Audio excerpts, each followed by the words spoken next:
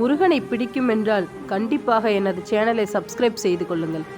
அப்பொழுதுதான் நான் போடும் வீடியோக்கள் உங்களுக்கு உடனே நோட்டிஃபிகேஷனாக வரும். இந்த பையன் எதை நோக்கி உற்று பார்த்து கொண்டிருக்கிறான்? இவன் ஒரு ஏழை தாய்க்கு பிறந்த மகன். கொடிய நோய் அவன் தாயை ஆட்கொண்டது. முருகனை நம்பி வேண்டி உருகி அழுதான். அவனுக்கு உதவ யாரும் இல்லை. கண்மூடி தூங்கும்போது கனவில் யாரோ எதையோ ஒரு பை மூட்டையை கொண்டு வந்து அவன் கையில் கொடுத்த மாதிரி இருந்தது.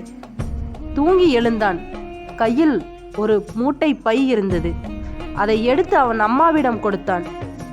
அவன் அம்மா உண்டவுடன் விழித்தெழுந்தாள். என்ன ஒரு அதிசயம்! முருகன் தன் வீட்டுக்கே வந்து ஏதோ ஒரு அதிசயம் புரிந்ததாக எண்ணினான். அவன் அம்மாவை நினைத்து மிகவும் சந்தோஷப்பட்டான்.